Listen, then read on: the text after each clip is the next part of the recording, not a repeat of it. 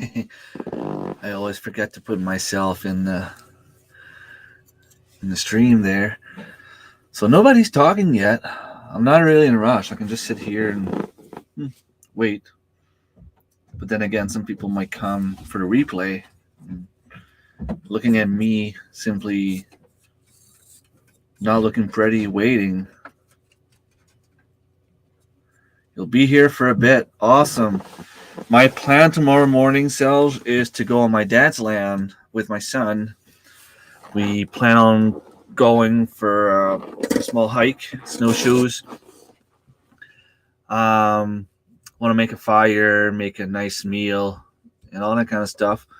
But last weekend, when I went there with the kids, I wasn't prepared, and there was this. I'm not gonna say huge, but very nice. About this big shaga on one of Birch Street that we had, and I was able to climb on a spruce. If you saw the spruce, you'd call me crazy. I was about 8 feet in the air. The spruce was probably, I don't know, that size.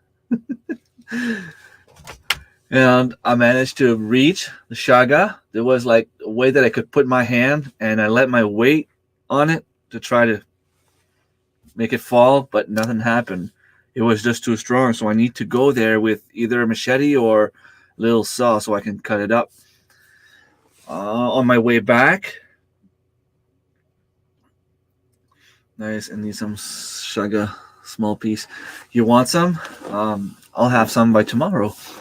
I managed to find some on my way back, but it was just a tiny piece, maybe like this big. I picked it up anyway since it was just like on a very, very small birch. I figured by the time the tree gets big enough, the shaga will have time to grow. Not many people in the chat today. I don't know what everyone's doing. Oh, it's the International Women's Day. That's why all the women are gone. That's what's going on. Happy International Women's Day to all the beautiful, wonderful women out there. So yeah, Self, I know where there's a piece, and I know that if Anthony comes, he doesn't mind. Like, he won't try to turn around after 5 minutes. We'll go cook our meal, keep the fire going. After we're done eating, we'll attack that shaga, and we can go for a small hike around the trees right inside the woods. It's supposed to be very nice. Actually pretty warm. I don't know how warm is it supposed to get.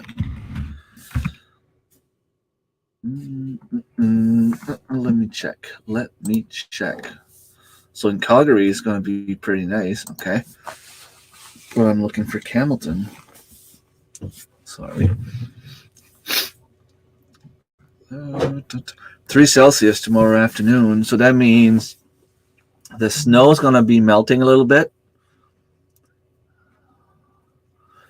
You're going to say more in the morning?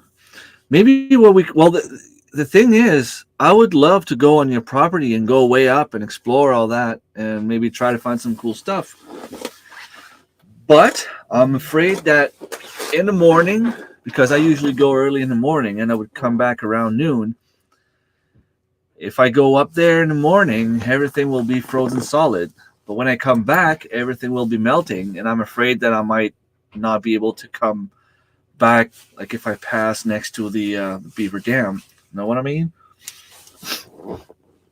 I don't really feel like going in the water up to my knees. But we'll see. Maybe Anthony and I can go get the shaga that I want to grab, and maybe we'll go see you after. If you know where to pass, I'm pretty sure we could go with you. I'll bring some moose steak and cook some moose on a fire, nice fire. But on my dad's land, I'm pretty sure if I go in between the trees, if I was able to find that one big piece, there's probably some more around there. There's a lot of birch trees. That's my goal for tomorrow. Guys, I got back from work. My girlfriend was working on our income taxes, and I started putting in the numbers. Is it just me, or is it getting more and more complicated? It's like you have a place to, you have to write down all the revenues that you made, like all the gross income. Gross income, it means like with, if I make $100 and I ended up paying $10 of taxes on that, it's $100 my gross income, right? But there's no way for me to declare, like there's no field for me to declare the amount of taxes I paid. So I received like $100 from YouTube, and the $10 of taxes that I actually already paid, there's nowhere for me to put that number.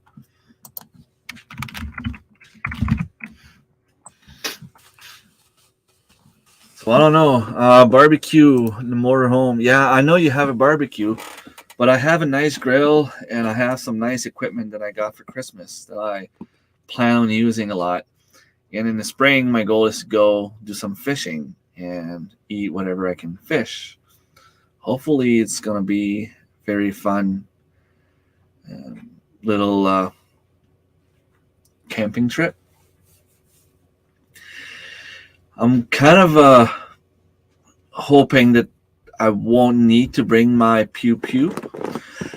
But then again, it's bear season. I'm going in bear territory in bear season with possibly the smell of fish all over my body. So I'm not going to sleep in a tent with the possibility of being eaten alive by a bear without bringing protection. But I have this nice grill. All I have to do is make a nice fire, and I can cook anything I want on the grill. So I could go on your property, use your little fire pit, and from there cook a meal. That'd be nice. Hey Dave, yes, spring is in the air. Woo, woo, woo, woo, woo, woo. It's so nice right now. I don't remember ever seeing grass early March. Not like this. Go have fun with your son, and when it's nice, we'll go up the hill. And bear must be out. Beer must be out. Beer or bear? Bear. But beer too. Like we need to bring some beer. Yeah. Let me just put the camera off for a second. You don't want to see me playing with my nose.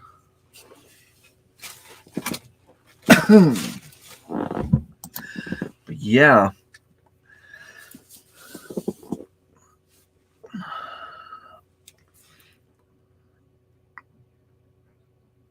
So, all right, take care of yourselves.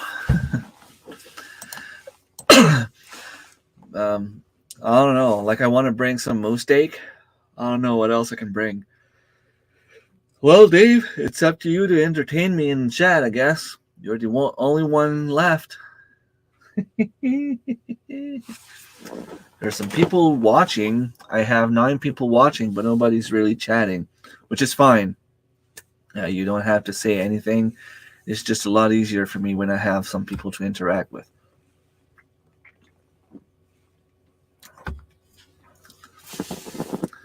What else was I going to talk about? I got this.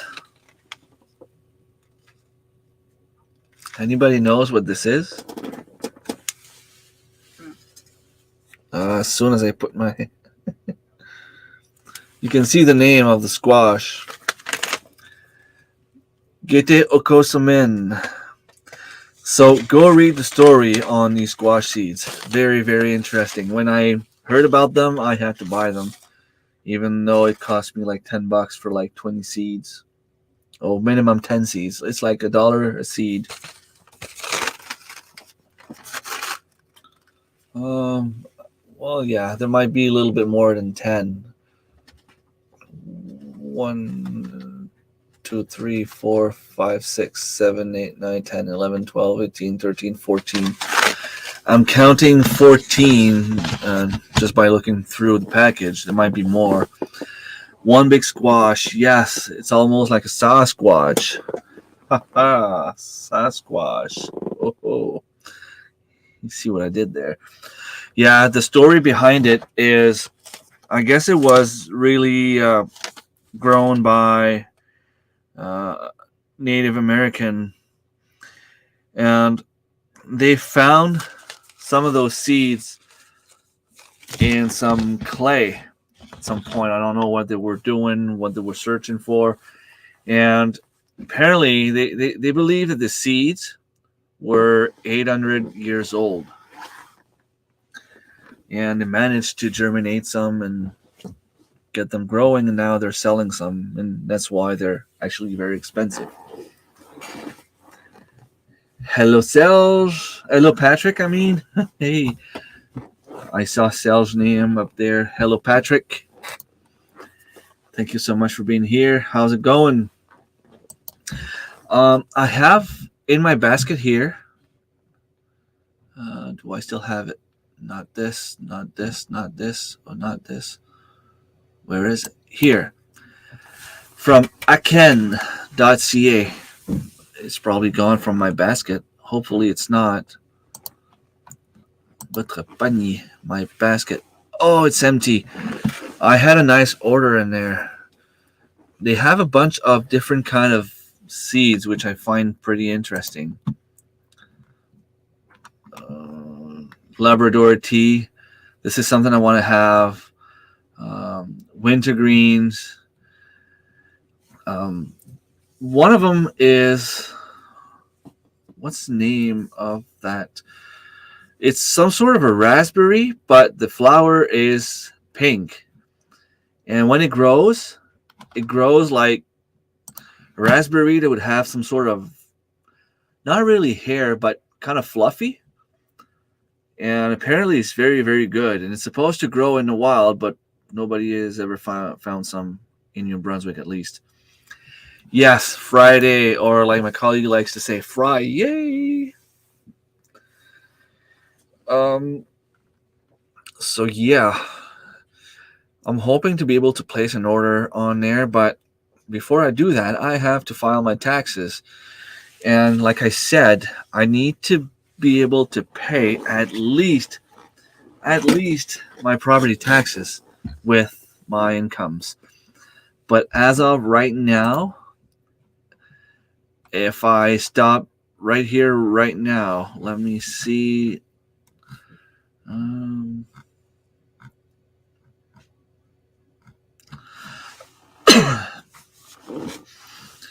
Just to give myself a rough idea. Income and expenses.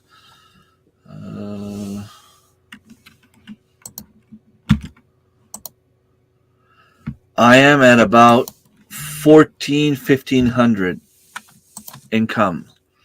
I still have to enter all my the money I made from YouTube, so that's going to bring that number down a little bit. But there are still some of the numbers that I need to enter in terms of revenue. I made some money on YouTube and I made some money out of Spreadshirt. But thing is, the money I made on Spreadshirt is actually all money from stuff I bought myself. Congratulations, you made a whole $25 this year. Yeah, but it cost me $100 worth of shirt that I was buying myself for the giveaways. Just to have to find a place to put those expenses. I think it would fall into promotions, but just have to double check. But the thing is, YouTube sent me paper. It's a form for source income subject to withholding. So it's called 1042S. That's the name of the form. The one I have is for 2022. And it's showing as though I made a gross income of $82. But I received 3 checks from YouTube. So I don't know if it's because I was only taxed on one of them, or I don't know. Like, does that mean that I just have to declare that form? If I declare that form, I'm kind of afraid that there are some numbers missing. And if I do declare that form, like the $80 doesn't come from anywhere from what I can see. So I'm putting a number there that I don't know what it's actually doing. So I don't know. Like I and nobody, like I checked with a few accountants, and they just can't tell me the answer. So I don't know. Nobody seems to have the secret answer. Anyway, I guess I'll find soon enough. If I go to prison in a few years, you'll know why. No, but seriously, it's just I need to do this to pay for my property taxes because that's the only money I can actually get. And I also need I would also need like an extra $400 to get my meat chickens ordered before I go to the conference. So I wish I could bring that number up to at least 2,000, but anything below 1,700 is not good. So we'll see. Right now I am at 1,400.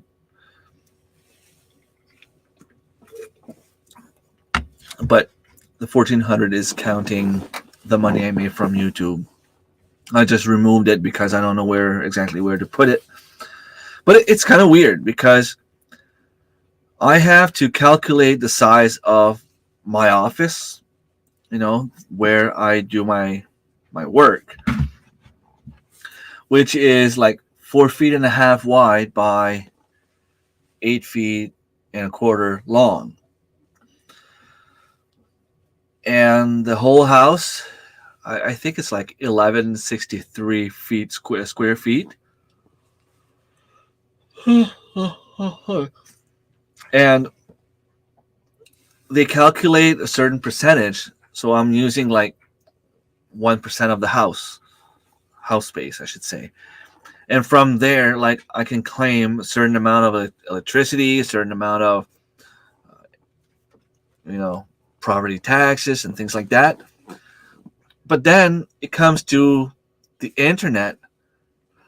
But the internet, I wouldn't have internet if it wasn't. Sorry. Yeah, I would probably still have internet if I didn't have YouTube. But I mean, it would be an option for me to close it if it wasn't for YouTube. So YouTube is the reason I have internet. And the way that the numbers work, it's like 0.1,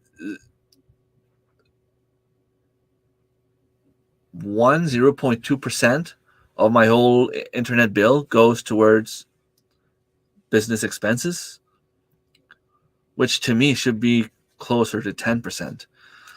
And I know there's what's it called? In French, we say amortissement. Like let's say you buy a computer for your business, you can't claim the computer all at once. You have to divide it like in 5 years. So the first year, if you pay $500 for your computer, you claim $100 every year for 5 years. But I did that with all the numbers that I wrote in the system, and it's showing as though that I can only claim 50% of that 20%. So I'm like, what the hell? What am I supposed to do? Like, are they really that cheap that we can't even claim the whole stuff that we're actually spending? Like, I have to declare all the revenue I make, but half the revenue I made was caused by myself purchasing some stuff from my own company. So, like, I don't know, it's complicated. Patrick, if you go to the little $sign right underneath where you are writing, you can do super stickers, super chat, or even become a member. I could actually do 10 memberships right now. 10 free members. I didn't add the buy me a coffee thing because I don't think that it's really worth it. But you can do like a super chat, I think super sticker. Is it a super sticker? You can do super sticker or super chat anywhere from $1 to $500. Wonder about super chats, super stickers. What are the bigger ones? You can still do like $50. Okay. Well, super chat is the way to go. Send super chats. That's something that I want to start doing a little bit more. Not necessarily like, well, thank you. Thank you, Patrick. I was about to say not necessarily bug people to send me money. It works. Yes, thank you. I just want to promote the stuff that we have there. You know, celebrate their first super on a live stream. Woohoo! This is my first super sticker on a live stream. I've been doing live streams for 3 years. Thank you, Patrick. You know we always remember our first, right? Will forever be in my heart, Patrick. It works. Thank you, seriously. But I want people to know that this is an option. Being a member is an option. I want to start doing more photography and more videos for members only. Especially pictures. Like right now, I work full time. I come home. The days are still short somewhat. But in a week from now, well, starting Sunday, in 2 days are going to be longer from my point of view. I mean, sun will be up later in the morning, but by the time I get home, I will still have some light. I can still go out for a hike or anything like that for a little while. What's wrong with you? Yeah, this is something that I wish YouTube would allow. Because we have the money there. We just can't claim it until, we reach $100. But I find it stupid that I have to take my credit card to pay $2 for membership for someone while I have that money sleeping there. You know what I mean? Like, it should be, you want to take it from whatever you gained already. Like, YouTube would make the same amount of money. It would probably even cash less often. So I don't know. I think that's something they should do.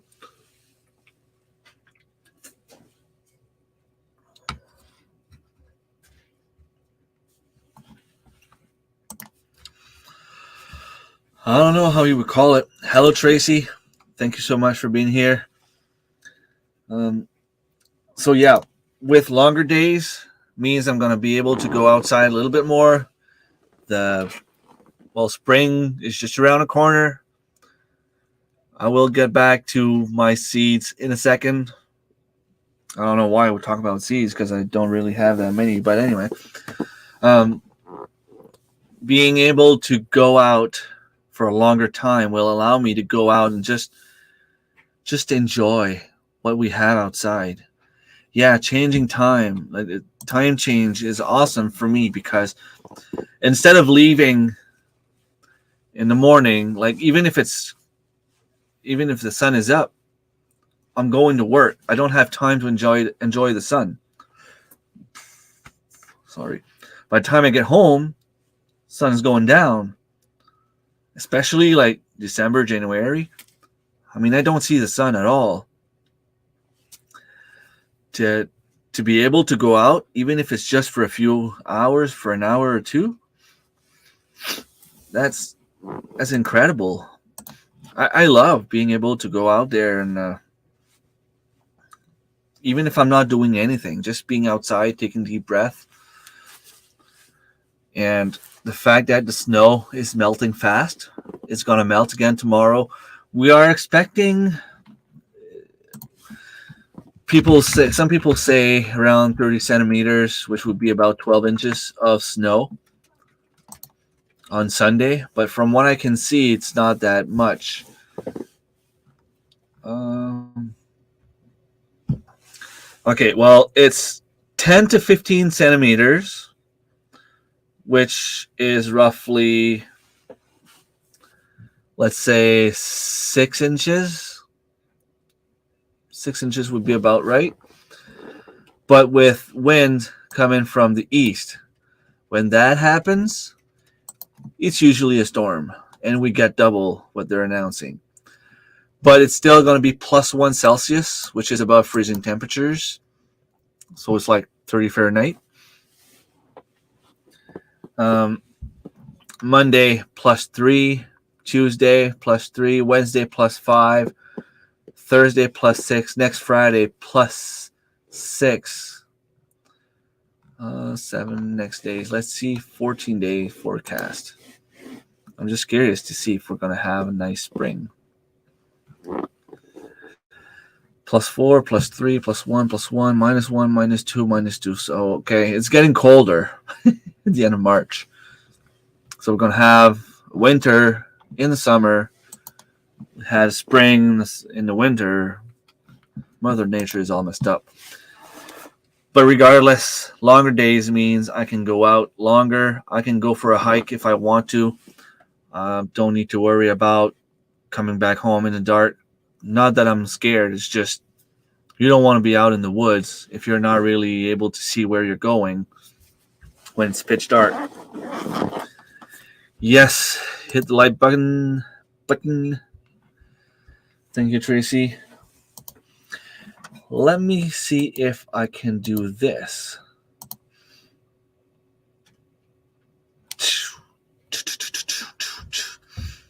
Wild Edibles, Northumberland Acres.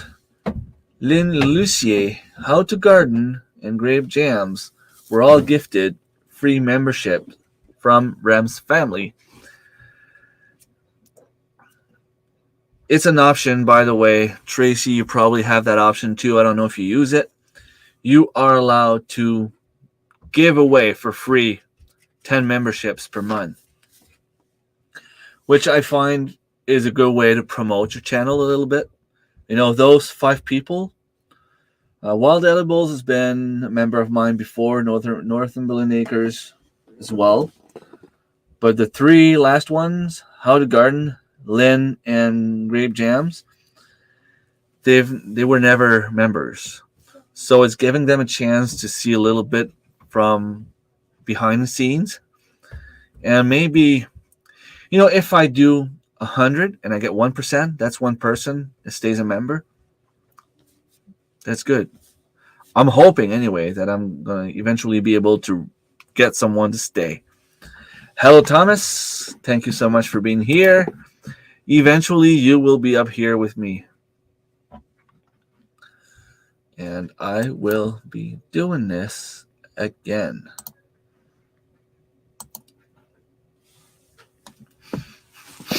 So let's see. Vineyard Chicks, Carmen Santiago, MC Farron, alrighty then, and Suzanne Leclerc. MC Farron was a member of mine a while back. Vineyard Chicks, I know who they are because I'm participating in one of their collab, and they're actually the daughters of Grape Jams that you can see up above. Carmen already then, and Suzanne Leclerc. First time I see them on my channel. It's nice to know that there are people watching me. Something else I want to talk about before I go into my seeds. I did a thing.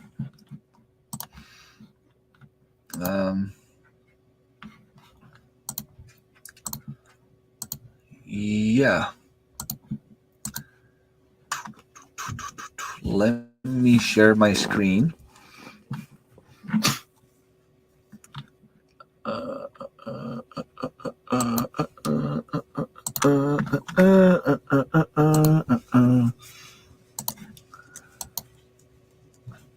Ta-da! So I decided to do a little bit of Chris and Steph. I will not be promoting this YouTube page at all. Like, not at all. You will not see it on Facebook. I mean, I'm talking about it, so I'm promoting it. I might be going on some people's live streams at some point with that account as well. But the goal of this channel is this. I want to do a little bit of what Chris and Steph did. I want to see if that would actually help the channel grow faster and bigger on its own. I wonder if it's going to help with all the YouTube's algorithm. So we'll have all the foraging videos on there, like maybe foraging, hunting, fishing, everything that's related to nature.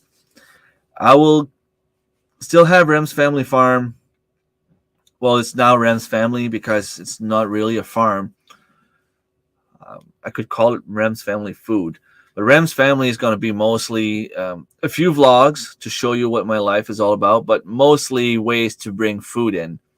So I will be doing some foraging. So the foraging videos might be on the two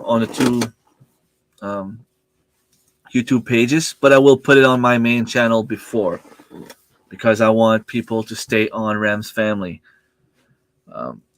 Then I'll put video like maybe a week later, so that way people that are into foraging might find that channel a little bit easier.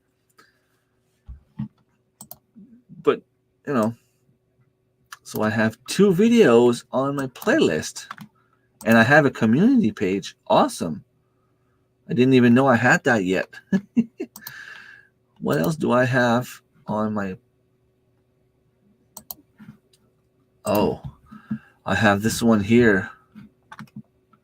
Oh, is it out?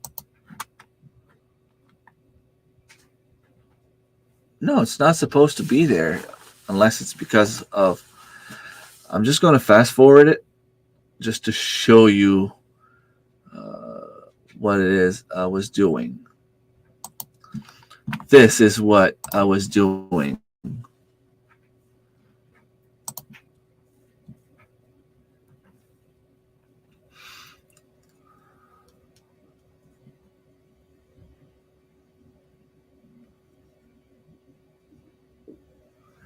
Look at that. So tender, so juicy, so good. But I don't think it should be up.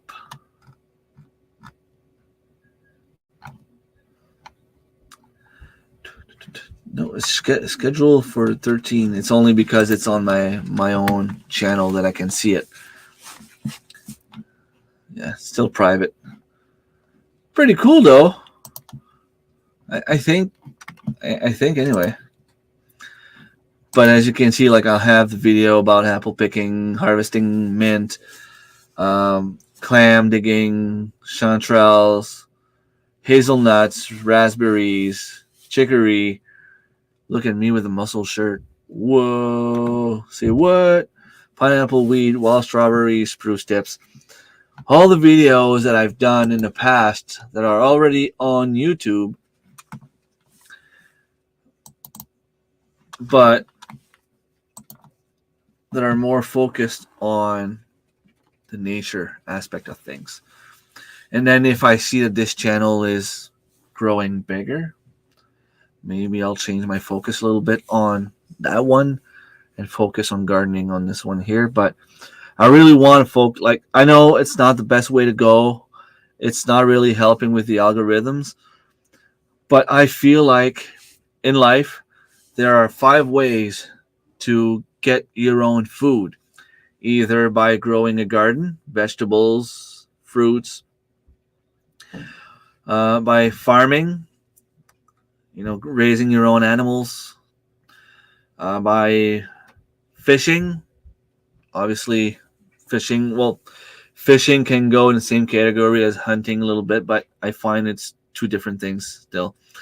Hunting, and the fifth one is actually foraging. Foraging is a very, very good way, an easy way to get free food.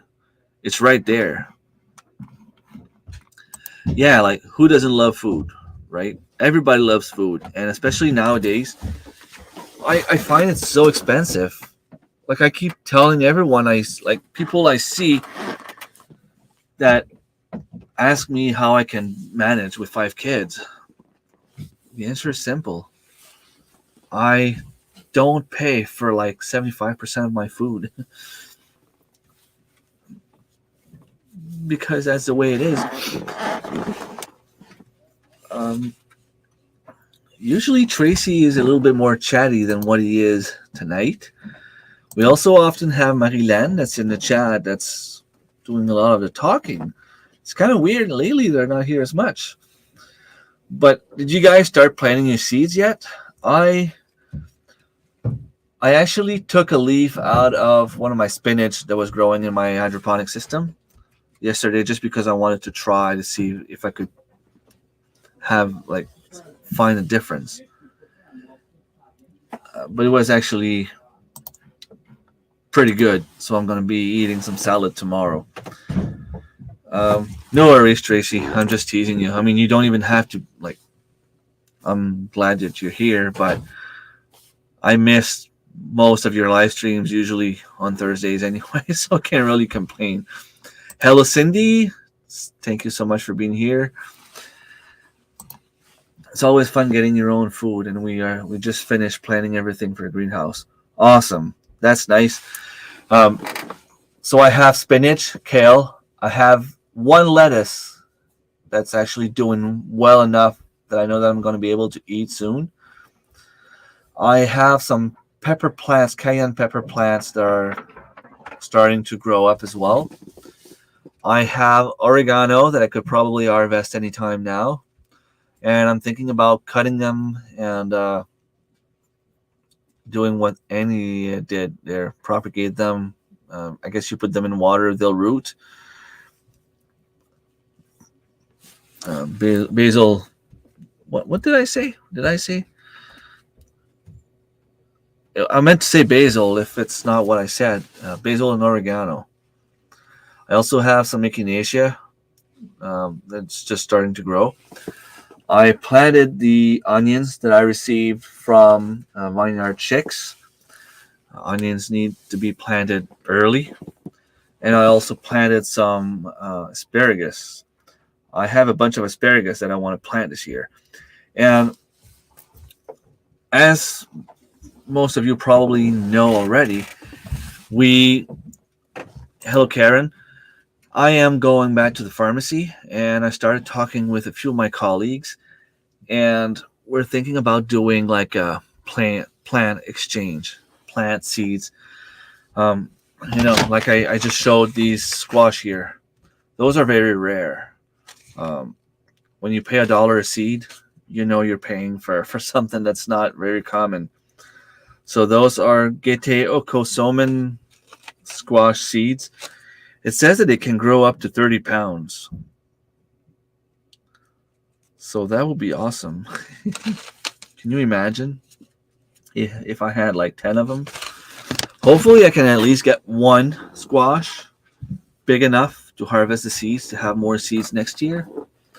And that could be something that I could exchange with people in the upcoming year. I also have these are regular squash seeds, and these are, you can't see if I do this. Can you see? Okay, see how they're not too big? Actually pretty small. You can't see the difference, but these ones are like twice the size. These are supposed to be the spaghetti squash king. hopefully I'll get nice squash, spaghetti squash. Hello, Karen. I don't know if I said hi already. Thank you so much for being here. We did very few, but our focus is on building the cellar and greenhouse so we can grow better. That's a good way to see things, because even if you grow tons of food, if you don't have anywhere to store the food, it's kind of pointless because you end up losing everything, right? I said hi to Cindy, hopefully. Hello, Cindy, if I didn't say hi. And once again, happy International Women's Day to all the women. I don't know if you guys have that kind of little event, or when you buy like the local radio station's calendar, you have a chance to win what they call like a 30-second shopping spree at one of the grocery stores around. And it's filmed, it's live on Facebook, and everybody keeps going for the meat. And we were having a discussion about that yesterday, my girlfriend and the kids, about what we would do if we were to win one of those things, because my girlfriend actually bought a calendar. So there's a possibility that we might win. Everyone that we see tends to go towards the meat. They go in the meat department. They go into meat, they grab steaks and ham and all that kind of stuff, and they always end up with like $300-400 worth of grocery in 30 seconds. Because you have 30 seconds, you can only grab one thing at a time, and you have to be fast. So you don't really have time to walk and run around. Like, you start somewhere and you try to spend most of your time there. And I asked a question on Facebook today, like, is everybody just going in the meat department because it's more expensive, or is it because that's the only place you can go? And the questions were, the answers were mostly because it's what you can preserve, and because it's what's most expensive. And I keep thinking about it, and I don't think I would go in the meat department. Maybe in the fish department, like maybe I would grab some fish because we don't have that much fish. But then again, that's just because I don't really have time to go and fish. Because I have 4 full freezers. One of them is full of deer. One of them is full of moose. One of them is full of pork. And the other one is full of chicken, turkeys, and fish. Now we have a few frozen fruits and vegetables in each and every one of those freezers. Like we have a bunch of meat pies as well. But it's mostly meat. So I keep wondering, what would make me save the most amount of money without wasting meat? Like, even if I go into the meat department, I don't think I need meat. So I would go in the vegetable department, grab a bunch of vegetables. But other than carrots and potatoes and, like, of course, like the regular ones, you can't really preserve lettuce. You can't really preserve, food like this. So I don't know if it would be a good idea to go in that department. And then I'm like, maybe I should just go into junk food, grab a bunch of chips and pops and chocolate. And I think I would be the only one in history to actually go in that aisle. My girlfriend keeps saying that she would laugh at me if I did that. But frozen section, like I said, my four freezers are full. What am I going to do with frozen food?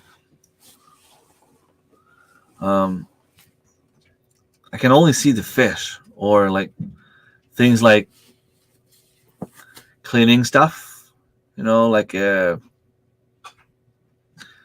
stuff for the dishwasher, stuff for the laundry machine, things like that, like soap. Maybe that's what would be best for us. I don't know. It's kind of you have to think a lot before you get there kind of thing. but it all happens so fast. You get called, you have like so many time to get there, and you have to go there, and it's like, okay, they tell you the rules, and then it's go. So you kind of have to think about it before you go there. How soon does everyone start planning out into their greenhouse? Well, first of all, I'm going to need to go in the greenhouse and put some compost. I'm probably going to go put some rabbit manure. Like the manure is still somewhat on top of the snow, so I could just grab it with a shovel and put it inside my greenhouse. But that's only the small greenhouse. I need to go in there and remove everything that was left there from last year. The big greenhouse, that's why I'm hoping that it melts a little bit more tomorrow, because if it does, I can actually go and take the plastic that I just brought the plastic down because I didn't want the winter to tear it apart. I'll put the plastic back up and tie it up. Sorry. And, eventually plant lettuce, kale, spinach in there. Tammy, thank you so much for stopping by. Me and coffee, that's where you would go. Yeah, coffee is another good option. I can see myself in the grocery store. The coffee is there. All the junk food is right there. All the cakes. Oh, yeah, that could be a good option. Listening while eating. Hello. Grape Jams, thank you so much for being here. You won a free membership, by the way. I would like to grab cheese and gluten-free pasta or gluten-free mixes. Gluten-free products are almost as costly as meat. Yeah. I guess if you go in the organic section, you would have a lot of that stuff, and the bill can go up quite fast. Another thing to keep in mind.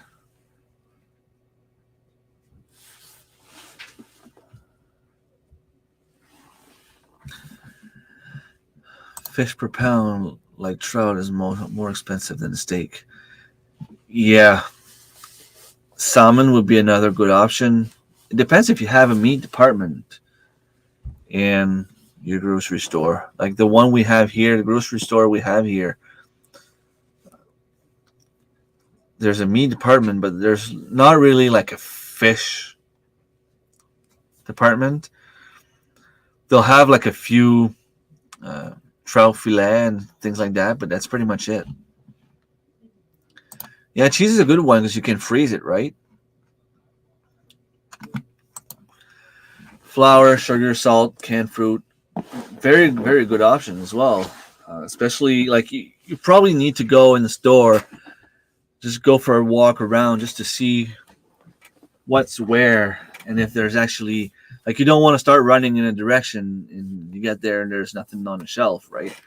Toilet paper, towel paper, things like that are things that you can't really have enough, but then again, it takes a lot of space. So maybe I would grab like one pack of toilet paper and just put it on top after I'm done, if I'm close enough, but I don't know. Hello, Angie. Thank you so much for stopping by. And my mom, so can't chat much. That's okay. Just that you took time to be here is wonderful. Happy Women's Day to all the women. I said it. I said it before. I'm gonna say it again. If it was me, they'd be out of chocolate milk. Reese Pieces, so and Reese. Yeah. Too bad the liquor store is not considered in the grocery store. But if I was able, I would just go and buy all the wine I could get. Wine. Boom, boom, boom, boom. Yeah, that's a good question. I should ask them if I ever win. Can I go in the alcoholic beverage section?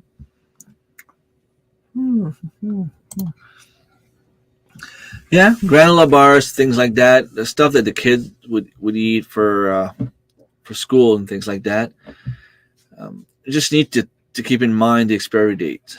That's all. Like, you don't want to buy something like milk products. Like cheese is fine because you can freeze it, but I wouldn't go and get milk. Milk will be kind of pointless.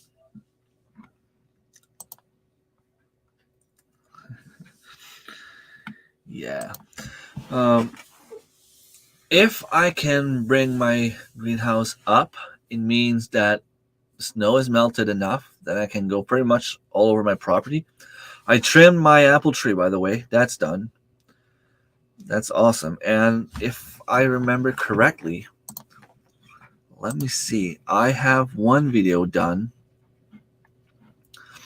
So right now, I'm only just one video ahead. And I want to get 2 videos ahead. I want to have videos done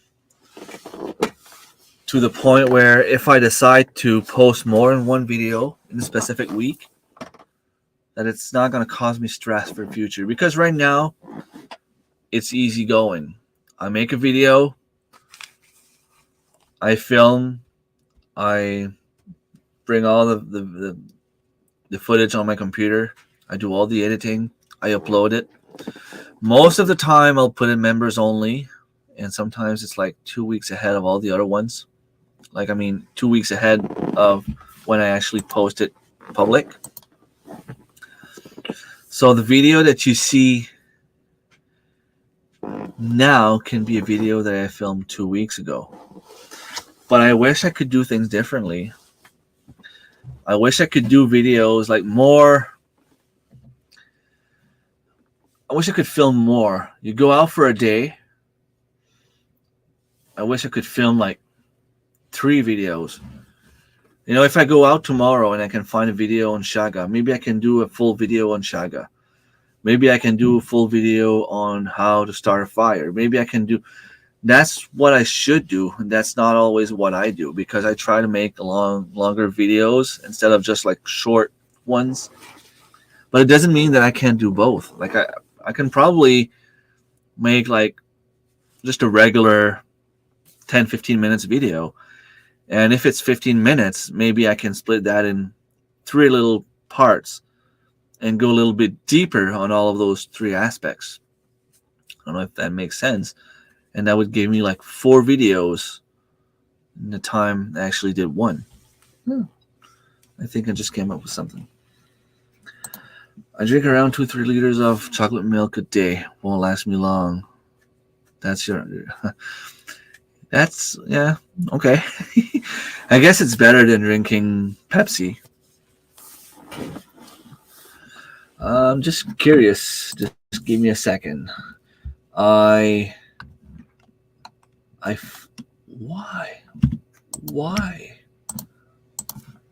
follow the women's hockey, but I always just get like the notification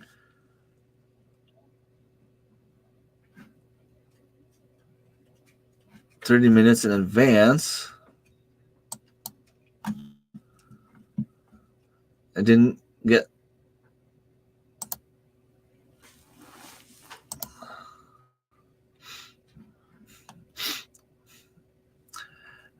did they score?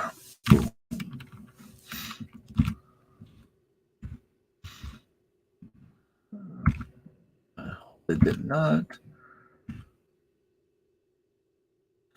Okay, so it's 1-0 for Toronto in the women's hockey.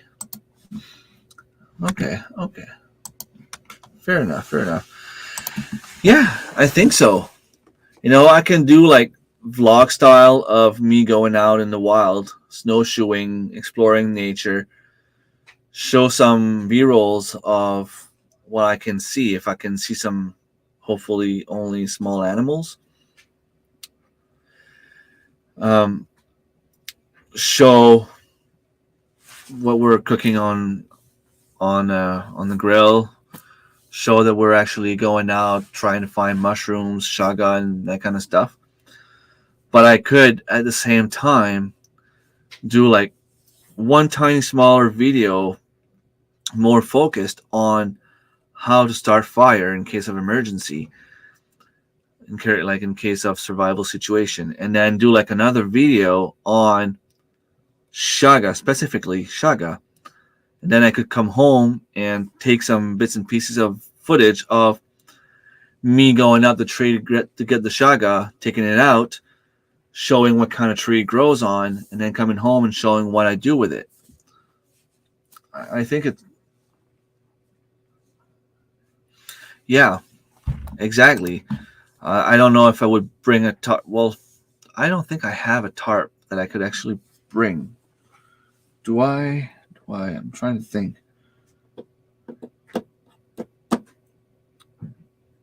I don't think I do. I think the small tarps I had were I put them on the cages on my rabbit cages.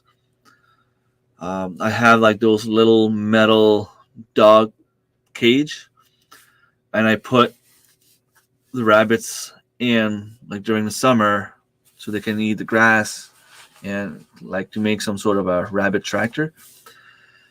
But I don't want the rain, like I don't want rain falling on them, so I put a tarp. But by the time the season ends, they chewed on the tarp, they scratch on the tarp.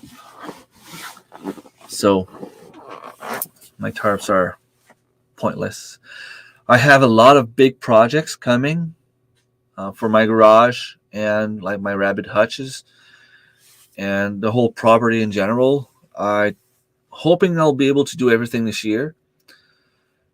It's not anything in there's nothing really expensive. I don't think it's going to cost me more than a few screws. But yeah, it's just a matter of taking the time because I have 2 chicken coops in my garage and I keep just adding mulch on top. So I need, like, it's been 4 years. So there's like this much mulch, poop, and so on. But the thing is, when it comes in the spring, it's too wet and it's stinky and it's disgusting. And by the time it gets in the summer season, I'm always too busy doing something else. So what I do is I simply put wood shavings on top. So that way the chickens are not in a bad situation. I mean, they're not stepping in their poop. But eventually I need to go in there and clean it up. There's like at least a foot of chicken poop. And wood shavings, I mean, it's compost now, but I need to take it out. I'll need to put a mask on because otherwise I might die. And to be able to access my compost bin, I'll need to back up the rabbit hutches a little bit. But they weigh like 300-400 pounds. So I need to swing them, make my way out. And I'm thinking about maybe cleaning up the first chicken coop. Well, not the first. It's the second one I made in the garage. The one that's empty right now. That one only has like maybe an inch. So I can just go in there, grab all the poop, remove.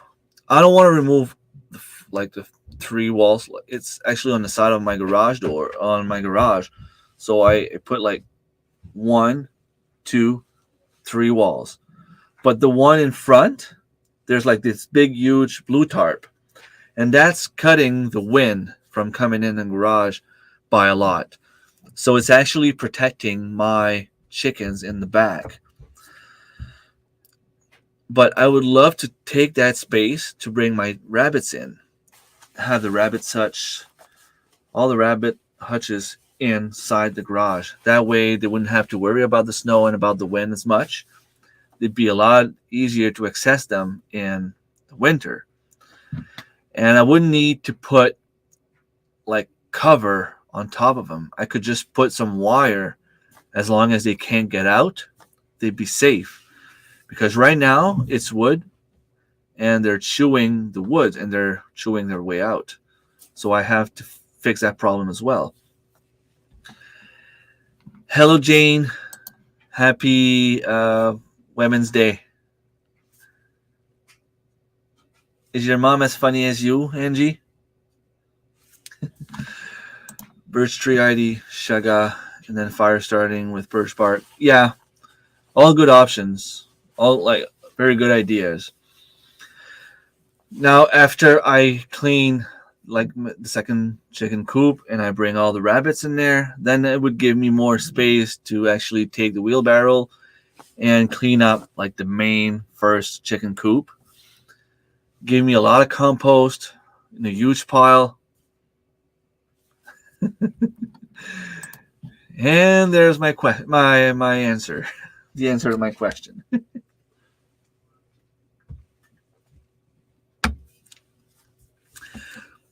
Serious question though. Did Angie learn the lasagna recipe from you? Because that lasagna, I'm thinking about selling half the stuff I have in here to make sure I can go to the conference to eat some of that lasagna. All right, Tracy, take care. Thank you so much for being here. That's one plan I have. And once I have the rabbits set up in the garage, then I can probably build up things in a way that, first of all, it would give me more space to put my stuff, because right now in my garage, like, I have no way to fit stuff. It would give me more place to put some more rabbits at some point. And by bringing the rabbits inside, it would give me more space on the side of my property to grow some more food. Now, I don't know what kind of food I could grow there. Maybe I'm thinking about like making another strawberry bed. I don't know. Strawberries tend to propagate fast, take over fast, but it's still like a 3-4 year project. I don't want to plant like trees, like apple trees, too close to the house, because, well, there's already water coming from underneath the house. So maybe the house is about to fall in a sinkhole. I don't know. It's actually pretty scary when you think about it, because it's actually something that's really possible. But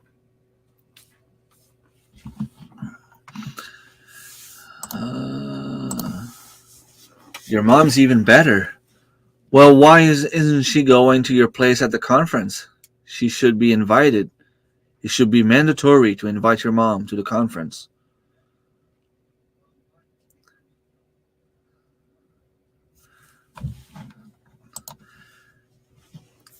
Awesome. Only thing though, last year I received a lot of raspberry cuttings and some white currants, and I think everything died. So if I don't have a good root system, it doesn't seem to work. I don't know if it's because of the way I did it. I don't know if there's something I should have done better.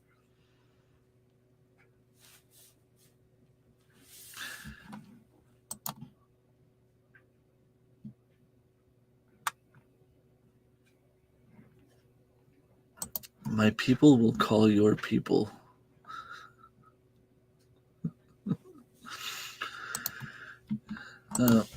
Yeah, so, like, I mean, if I had 40 blackberries when I get home, I'd be happy. But I don't think, like, I think I had about 40 raspberries from Annie last year. Some of them were yellow raspberries, and some of them were they black raspberries? I don't remember. I think there were 2 different kinds, and I think they all died. So, unfortunately, yeah. Unless, like, you tell me that I need to plant them in a specific way, do something specific with them, then maybe it's something I can try. Blackberries.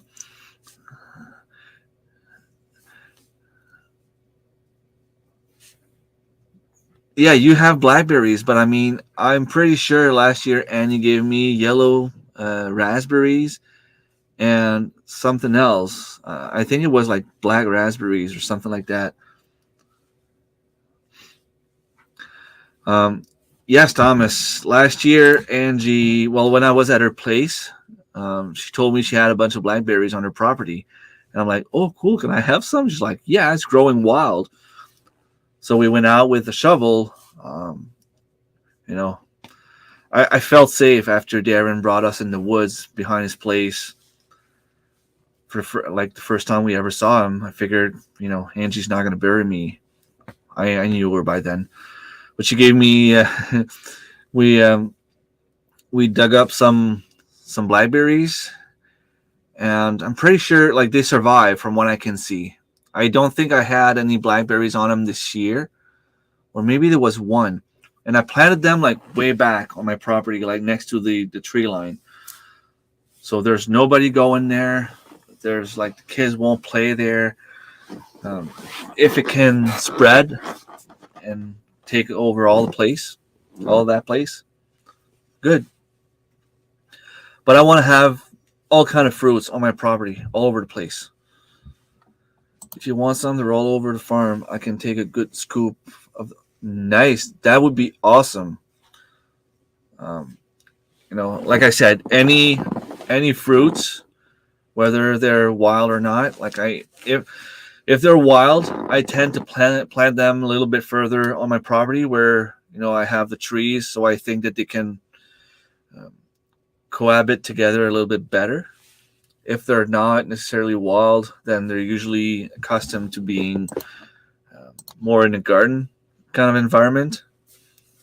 So I put them in a specific place on my property. But yeah, by removing the rabbits from the side of my property, from the side of my house, it will give me space to plant some more stuff. So I don't know, like thinking about maybe like planting some more gooseberries but it's on the north side of my house. So I don't think that the sun would really hit that part of the property too well. I don't think it would get 12 hours of sun. So I don't know. Hello, Fox. Made it to life for once. Yeah, thank you. You've been trying for a while. Thank you so much for being here. So I don't know if there's any fruit trees, fruit bushes, fruit vines, anything that would grow well in half shade, half sun kind of thing. Because it's a hill, it's going down a hill, and the hill is pointing north. So that means the sun is on the other side of the house. And even if if at least it was high, the sun would eventually hit that. But because it's lower, it takes longer for the sun to get there. Currants. I have a bunch of black currants, and honestly, I don't really like it. But if I had a lot, I'll probably make some jam or something like that, because the sugar would remove the bad taste. But the red currants and the white currants are delicious. Comfrey, I have this huge plant, and I'm thinking about trying to move it, but it might be too late,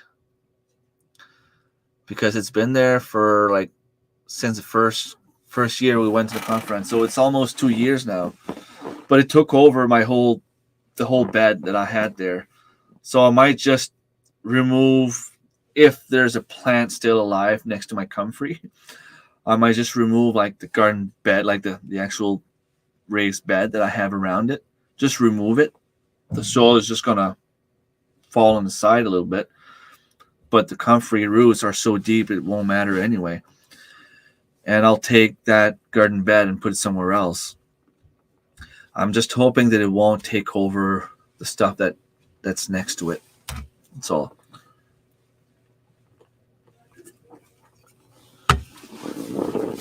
But yeah, I have mint, 10 different kind of mints growing in front of my property. And I know it spreads, and it spreads like crazy. But if it spreads, whether I cut this or the lawn, to me, doesn't make a difference. The only difference is going to be the smell when I mow the lawn, and I love the smell of mint. And if I can have mint all over my property, spreads on the neighbor's property, I don't care. Awesome. Thank you so much, Angie. Thank you so much. So yeah, Thomas, did you around your your pond or your lakes, there must be a bunch of stuff, like fun stuff to forage, like Labrador tea, or you have any like wild blueberries and things like that? You ever find any of that stuff? Like, is that something you even bother with? Or I know Fox, if I'm not mistaken, you live in the city, right? Or I know you have like a smaller backyard. So I don't know if you have access to the woods. But here, that's one of the things I like. You can go for a drive and you can find some mushrooms, some wild fruits, berries.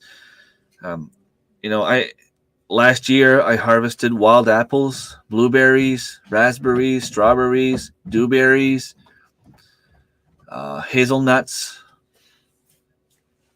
I know we should have some blackberries as well, but I never found any up north. But that's something that could change since I'm gonna bring some. Nice.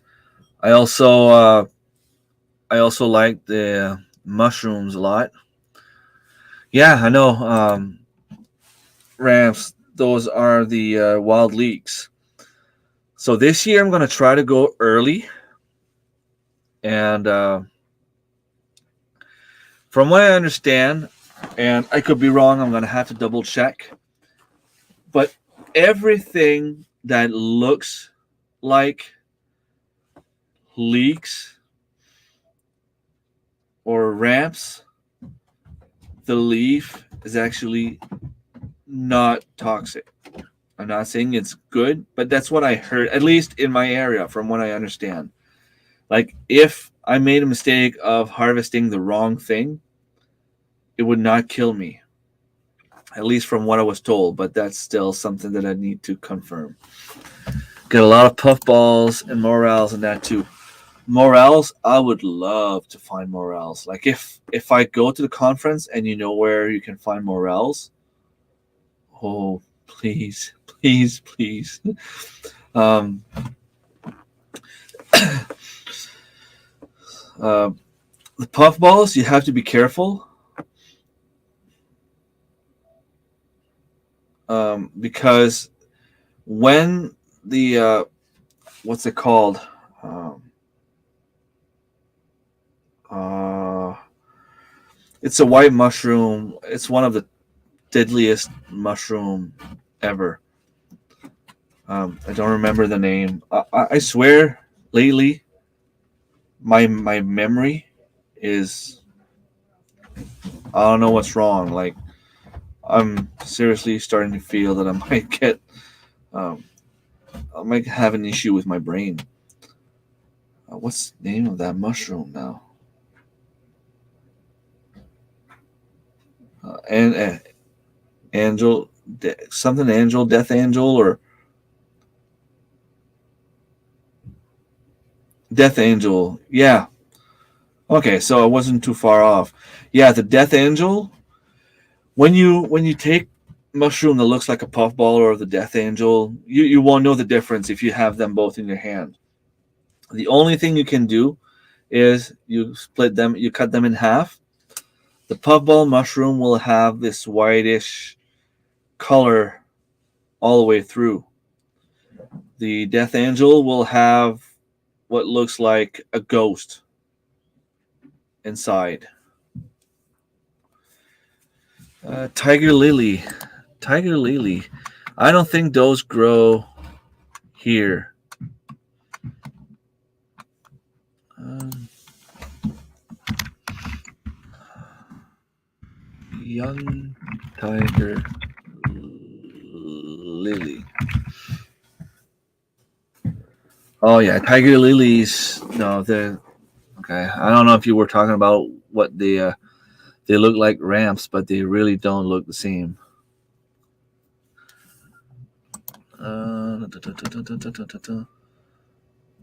I know you can eat the daylilies. Those are growing around here as well. I actually have some in my garden. Those are fun to have.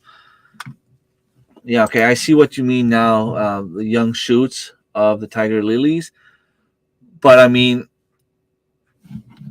Um, let me share the screen here. Share screen, entire screen, boom. So if you look at this picture here, those are young lilies.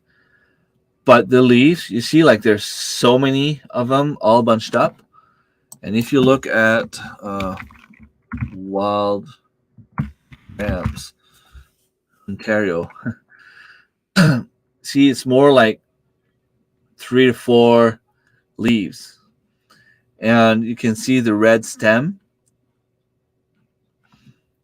as the difference with the lilies. The leaves are all like together. There's not really a stem. But this is probably what you see when you go in the woods, right?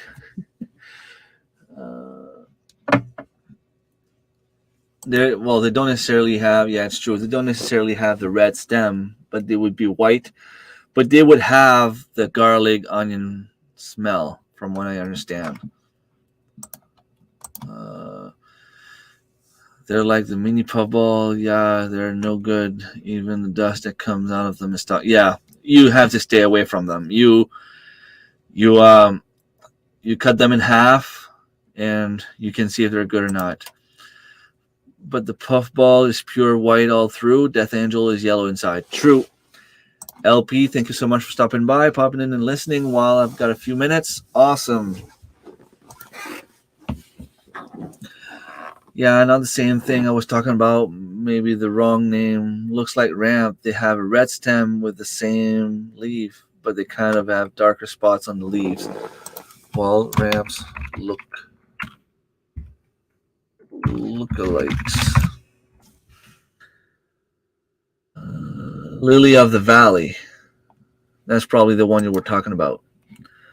Lily of the Valley. Yeah, it's true that they look alike.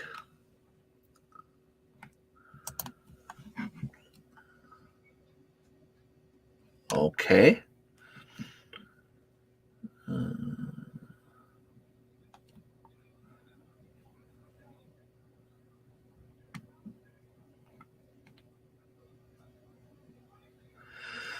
So it says how the leaves swirl. So, lily of the valley, the leaves swirl. Also, the hanging bell-like flower, not present on all lilies. This is a big no-no sign, but it doesn't mean that it would be on there. Leaves are thicker than ramp leaves, so they seem to be swirling a little bit more. Well, lilies do have a stem, but only when they start to. Yeah, but I mean, when they're at young age, once they start growing, they have a stem. They're a lot easier to identify. Leaves are white stem. Ramps are red stem.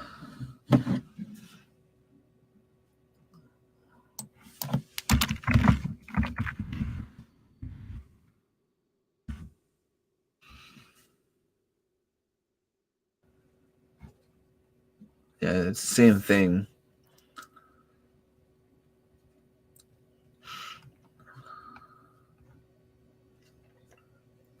But you can see the leaves, like they're open. They're not like what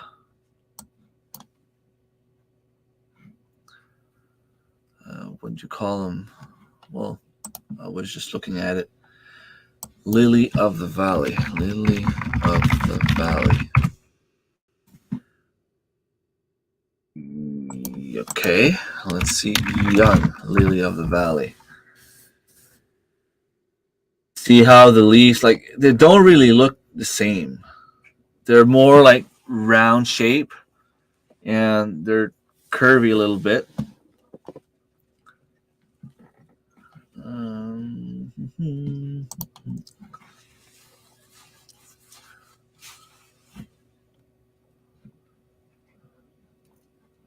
The leaves are, yeah, wider, I think, also.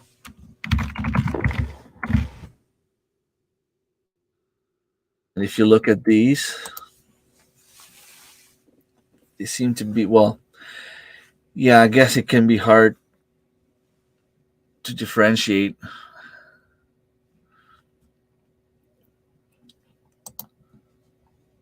Hmm. So before I go out, I'm gonna have to find uh, the difference, like how to really identify them, because there's always a difference. Always. Sometimes you might feel like you look at something and it's the same, but when you start foraging, you need to notice those little difference. There might be like under the leaf is like one of the plant has hair, the other one does not, or there might be the veins in the leaves. Maybe one has some, the other one doesn't. There's always a tiny little detail like this. One of them, if you break it open, will smell like grass. The other one might smell like onion. There's always a way to identify it to make sure you're doing the right thing. Okay, yeah, lily of the valley. True that it kind of looks alike. Uh, Hello, Bill. Nice to have you here. Better late than never for sure. We were just talking about foraging and the morels. Whatever looks is a morel look-alike is really not that difficult to differentiate. So if you have the morels, I would love to go and get my hands on some of those.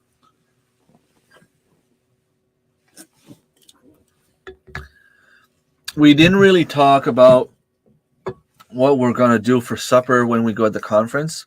I mean, I know some of us, I love that sound. Some of us are going in Angie's, and she's going to cook some of her lasagna. I mean, it's not like I can invite people over there because not everyone can go there. And usually we have like a meal on Saturday night where the first year Bridget did some delicious rabbit. We had like a nice meal, 2 rabbits with salad and potatoes and vegetables and things like that. Last year we decided to go out. It was a small takeout, not too far, to eat some poutine. Tracy was anxious to eat some poutine. Um, I would love to have a meal this year with moose meat because I have some moose meat left. I could bring some moose meat there, and um, if I could find some morels and even wild leeks, things like that, and do like a nice meal for the whole gang, it'd be nice.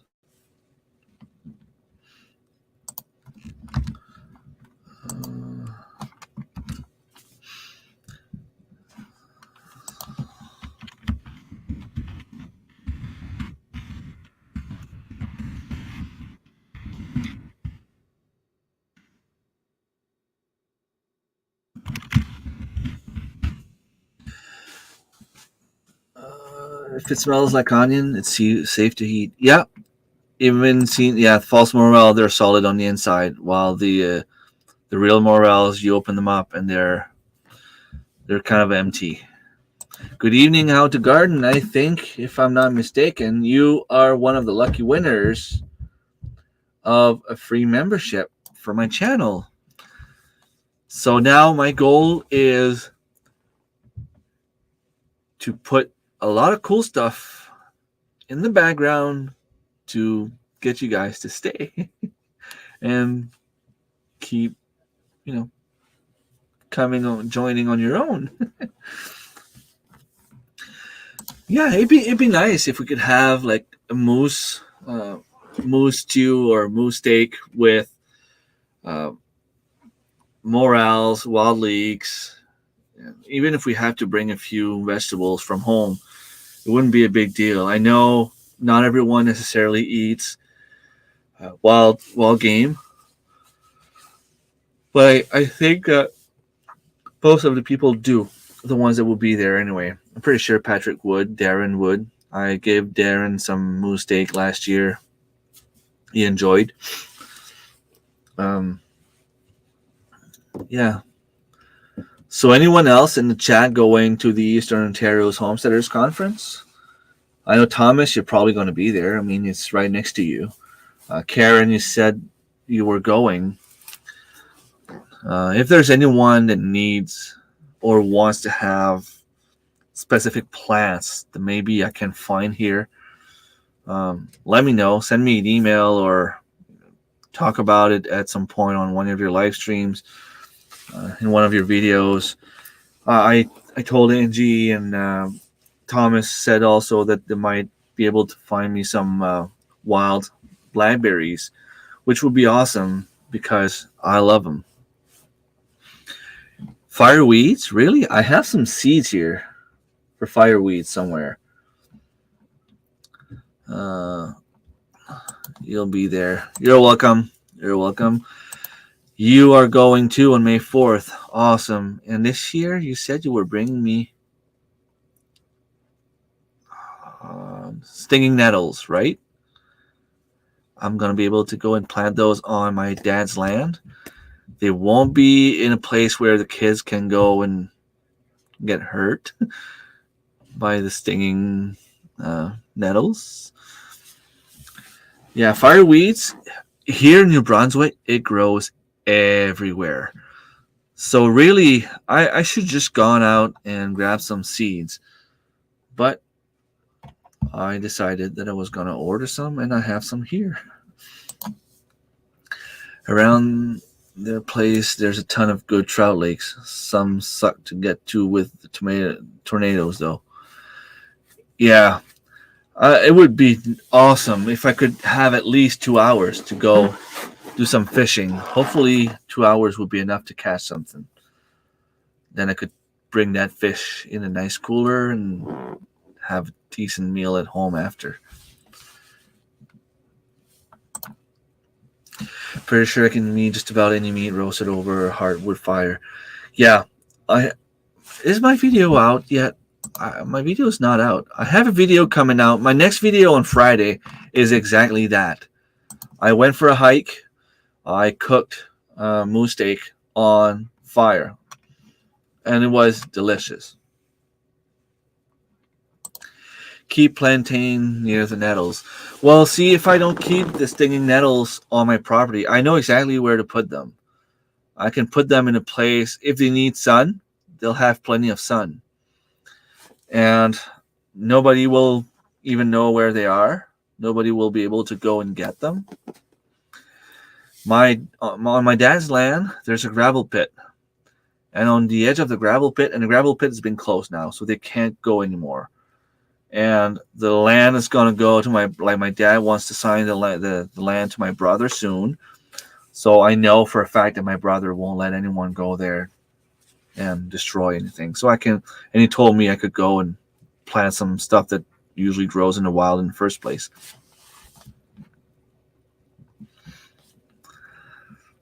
A few weeks away from transplanting my corn in ground. Already? Cool.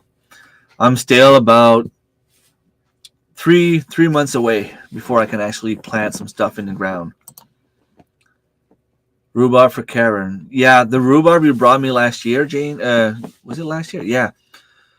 I'm pretty sure it's still alive. I split the rhubarb in 3. My aunt wanted to have some, so I gave her a piece as well. And then I found out that my father-in-law had a bunch on his property. So I went there and harvested a bunch of them. So hopefully they survived. I think they did. The leaves kind of died and it started growing again. So I'm guessing like it let go of the leaves to be able to push on the roots. Sentinel Lake might have some good fishing near Denby.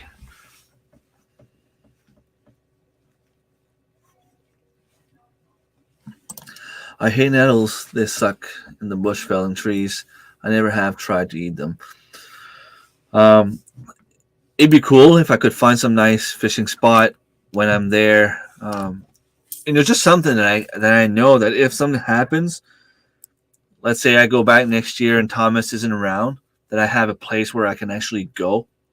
That'd be nice. I mean, I don't want to go and steal his secret place, but if he gives me the okay, I would go. If something happens, he's not there. Stinging nettles, I know. I'm not sure exactly how to use them yet, but I know a lot of people cook them, and I think they're actually pretty good. Please do not drink anything while reading this. Trust me, so I stop my wife from planting corn in pink pots.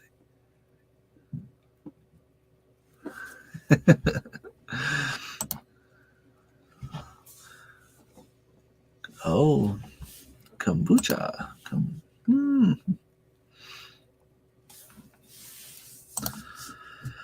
Nice. And that's a fun thing. Like, even if you go outside, you grab.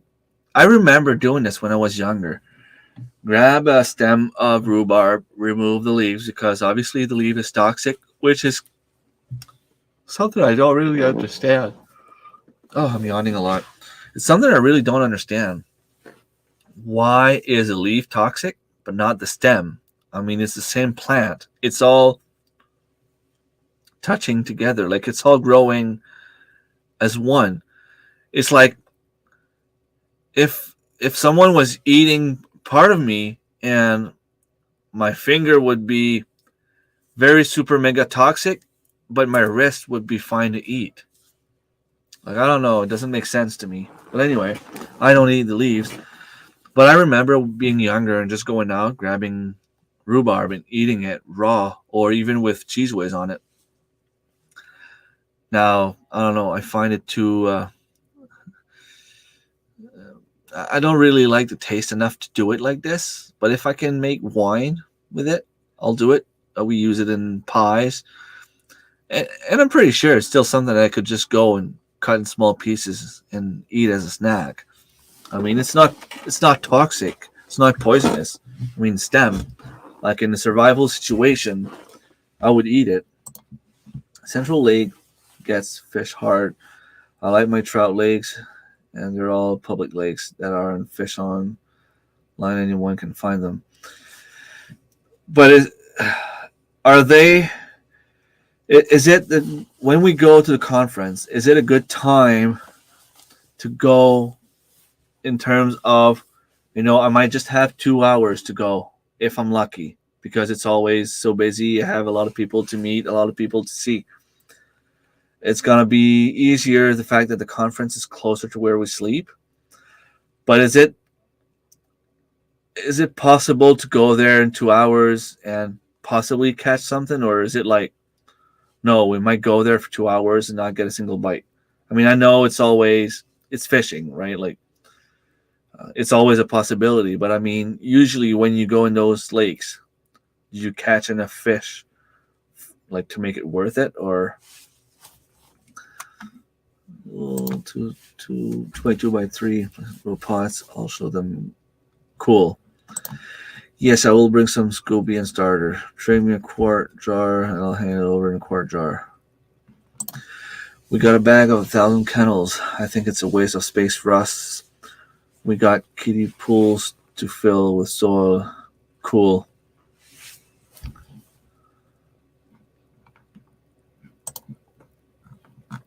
Awesome. Yeah, corn can be a waste of space and time. It's a controversial topic of good and bad growing it. Although corn does like lots of water, so it might be good in small rows down the hillside.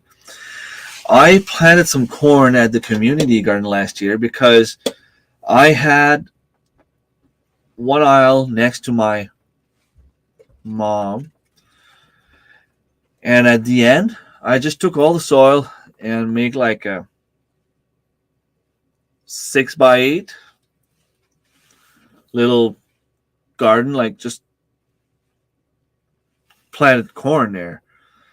But I think either a raccoon or something else went there because all my corn was falling on the ground and chewed on. So it could have been raccoon, or I know that we had some deer problem at the community garden last year, which is something kind of strange because we don't usually get much deer here. Spring is always a good time. Things are colder and there are cold water fish, so you have a better chance and you can go for numbers or size. There's a ton of lakes to choose from. I would definitely go for size because, to be honest, the biggest trout I've ever caught was 15 inches, 2 pounds. I mean, other than ponds where they actually feed fish. I mean, that's, you can catch a 5-6 pound fish easily. But like natural fish, it was, I was going with my aunt camping at the Mount Carlton Park, and I wanted to go fish bad, but I was only 4 years old at the time. And my aunt didn't want me to go near the lake because she was afraid. I mean, she wasn't my mom, so she was afraid that something would happen to me, and she was responsible for me. So this one time I went on a bike ride and I got lost in a camping ground. And when I came back, my cousin had built me a little fishing rod. It was just like a maybe like 3 feet long branch with a 3 feet long line with a hook. He's like, there you go. Now you can go fish. And I'm like, okay, but I want to go fish now. And then not too long after, my mom arrived. I still remember, because obviously it was a very important moment in my life. I was only 4 years old. And I went on the wharf with my mom. And I looked at the water. All I could do was put my line in the water, just like this.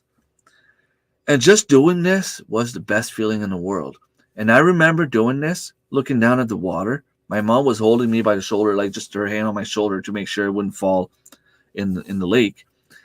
And I saw this huge fish coming up. I'm like, Mom, did you see that big fish? She's like, well, take your line out. I did this. And 15 inches trout on my line. There was a guy going on a canoe, and he's like, "Oh, you need to knock that out. You need to knock out that fish because, you're gonna lose it." And I was so proud. Like, my whole family had been fishing there since day one, and it was like the last day before everyone left. The only one that caught a trout was 14 inches, and it was one of my great aunt. The other ones only caught, what's it called? I don't even know the name of the fish. Let me see.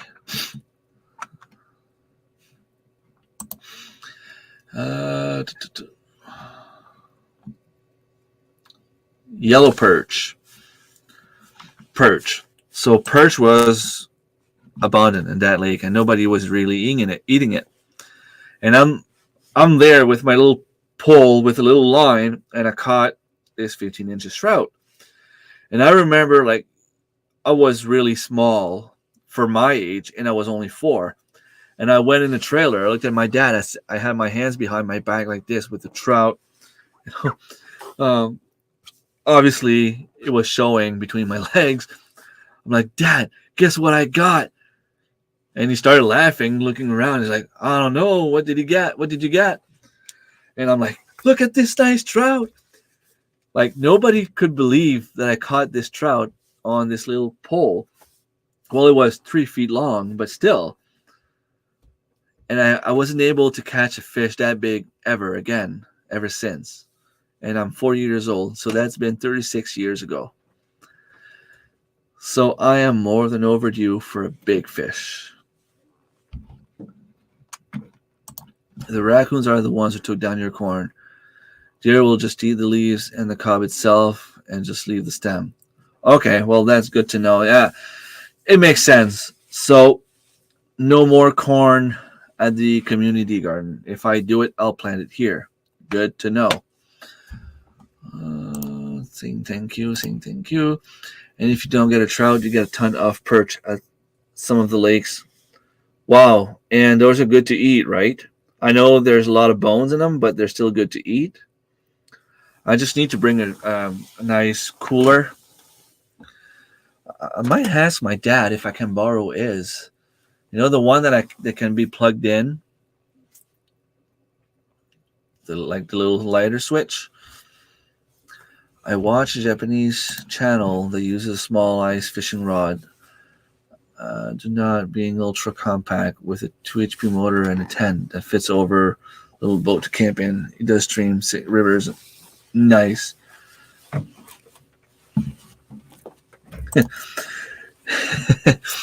Yes, but let's just say that I wasn't doing much. I just did this. I saw the fish. My mom's like, take it out. I have pictures somewhere. I need to find them. And if I can find the picture, I'll put it in my community tab. First time I got a fish I didn't release, I had to reel, so I ran up on the shore in the garage and dragged the fish up on the shore. I think I was 3 or 4. Yeah, and I was raised next to a brook. So I would ask my dad every single day to go fishing. And as soon as I was able to go fish by myself, man, I was there the whole time. This is why I want to bring the kids a lot more this year. I've been really busy in the past couple of years, and I didn't go as much as I would want. And the thing is, it used to be so good for trout around here, and now you can go fish for hours and hours, and maybe if you're lucky, get a tiny little one. I want to teach kids how to properly cast and reel, and hopefully they'll enjoy it a little bit more. And yeah, perch are good. I know how to fillet them without bones, just like mini wally. I've never eaten that fish either, but if you know how to make fillet, then I can freeze them and vacuum seal them and eat them at home. That'd be nice. That would be awesome, actually. Well, I've been on for a little while, and I need to go pee. So I will be right back.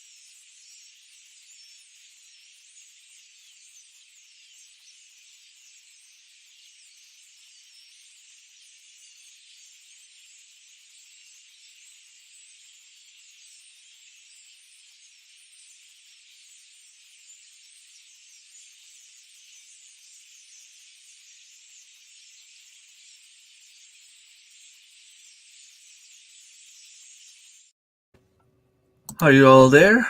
Still there? Nobody left? Intermission, yeah. Not that I expect to stay too long, but when I need to go, I need to go. I can't really hold it in for too long. I know once you look on fishing, you're set for life. I showed my little brother. Now he's out there all the time, has his own canoe and gear and everything. Yeah. And my youngest son has a fly fishing rod. I try to show him, but he doesn't really seem to like it that much. But maybe as he grows older, yes. What he enjoyed though, last year, was it last year or the year before? Maybe 2 years ago, at the beach, we were fishing for bass, and suddenly we could see what looked to be like tiny little fish, but there was like a million of them right next to the shore, and it was just like they were jumping on top of the water. And someone had told me that when you see this, it's mackerel, not little minnow, you know. So I'm like, okay, I have one little jigger, and I'm gonna try it. So I threw the line and started reeling fast like you do when you fish mackerel, and I caught a mackerel right away. My son was there, and he kind of like, he freaked out. He's like, whoa, what's this? Like, I want to do this. So I let him fish for the rest of the day. Like he was there for like 4 hours in a row. And I think he caught like 10 of them. It was crazy. Like he really, really enjoyed that. So if I can go again and see that happening again, I know he's going to enjoy that. Not for me. Hooked on fishing. New Mexico. Okay, cool. Always away. Then is it warm down there, or do you get winters? They probably don't get the harsh winters we get.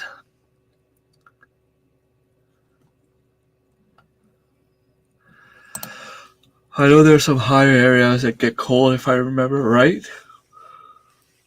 It's like when you think about it, Colorado is still a lot more down south than what we have here, but it's so high in the mountains that it's really cold. I guess there's a place even in California, I guess, with mountains that you can have a lot of snow. I don't know much about the states, really, to be honest.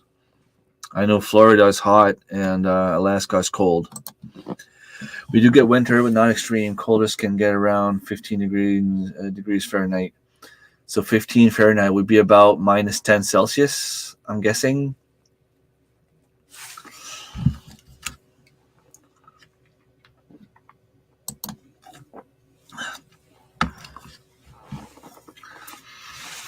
But yeah, I don't know if some of you were there when I talked about it earlier. I'm just going to share the link anyway.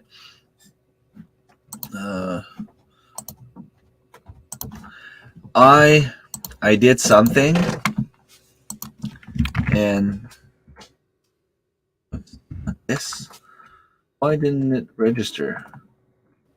Copy, and paste.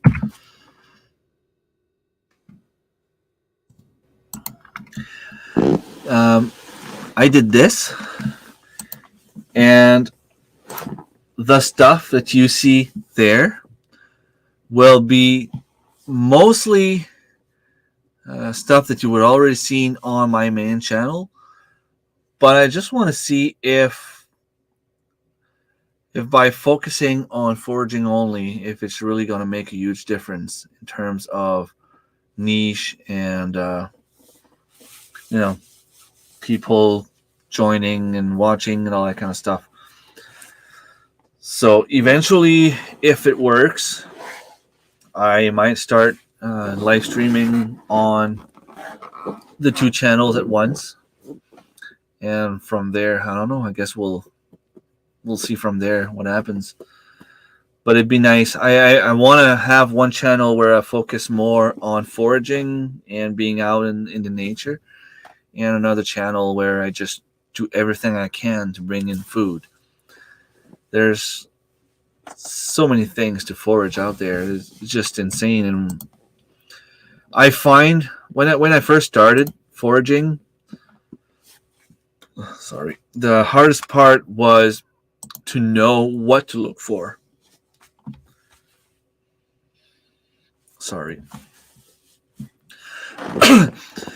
But once you know what to look for, and you know what's a possibility and what's not, it's a lot easier. Yes, it's still dangerous because you don't want to go out there and eat whatever you find.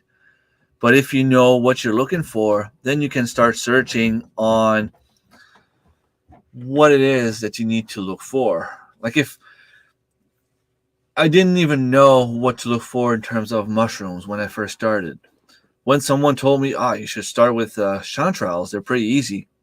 Okay, chanterelle, that's something I can go and Google. I can Google chanterelle and see what it looks like. That way, I have at least an idea of what it is. Then I would start going in the woods, try to spot them, try to find them, because I was reading where they could be found. After that was done and I would find some, I would start wondering, like, okay, is that the right thing? I'm not going to eat it yet. I'm going to ask some people, is this a chanterelle? Is this what I'm looking for? Then they would reply, did you check this? Did you check that? Oh, okay, cool. But now I know if I go in the woods and I can find some chanterelles, I know it is a chanterelle. I'm not going to mistake them for anything else. But in order to do that, I needed to know that a chanterelle was a thing. I needed to know that it was one of the mushrooms out there. Fireweeds. There's fireweeds all over New Brunswick, especially up north. You can't drive more than 5 minutes without finding one field of fireweed. Yet, it is edible, and I didn't even know about it. The flowers are edible, and the leaves are edible, and probably the stem, but I don't know about the stem, and I don't know about the roots. Still chilly enough to freeze stuff. Yes, we get a freeze every now and then, but honestly, because of the desert climate, even when it snows, it can be completely melted with it within 6 to 24 hours. Cool. He goes fishing. There's a little, well, I see a little kid. I don't know how old he is now. I'm guessing he's probably around 14, 15, 16 years old. Down New Brunswick, and he does a lot of fishing. He changed his name lately, the name of the channel, so I don't remember it by just like that. But it's a pretty cool channel. It's pretty cool. The kid is pretty good. Wait until the day you find a truffle patch.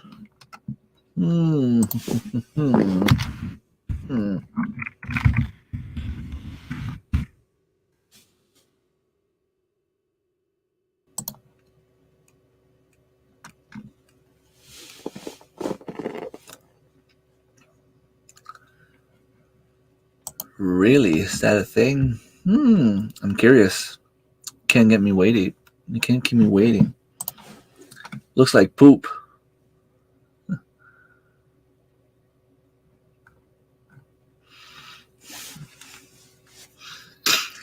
Grows all over the world except the Arctic and tropical areas. Most famous places are Mediterranean, France.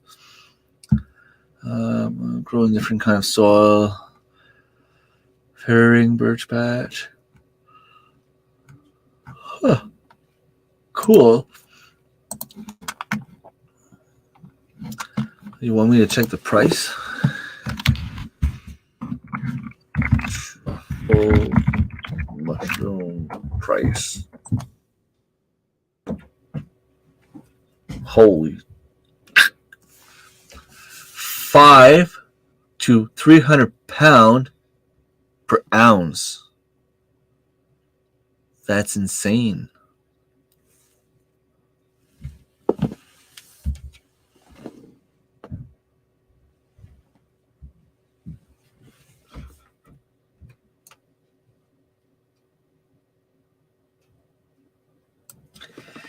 Can you imagine if I ended up on one of those?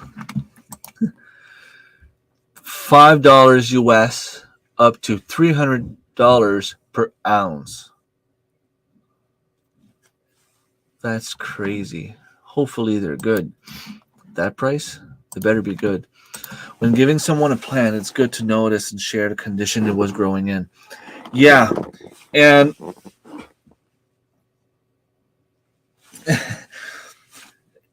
it's not only if you have a plant growing on your property and you want to give it to someone else.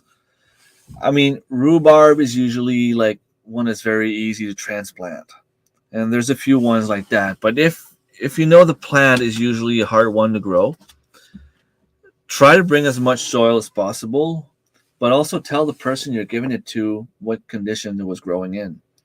If you're growing it in shades, well, that person needs to know so you don't scare the plant like too much. You just talked about it, and I'm yawning again.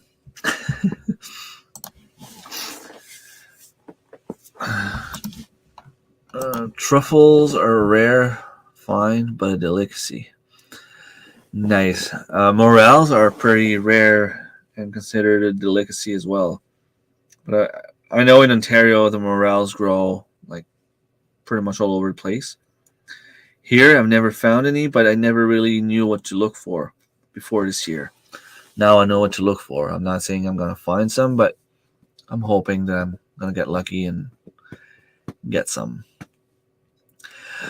All right. Well, I've been on for 2 hours, and tomorrow morning I'm going out with my son. I have to make sure I don't forget my stuff.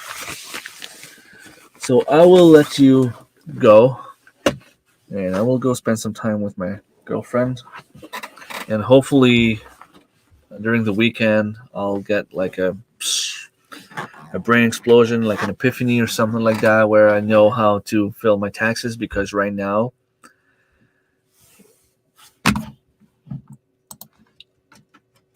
really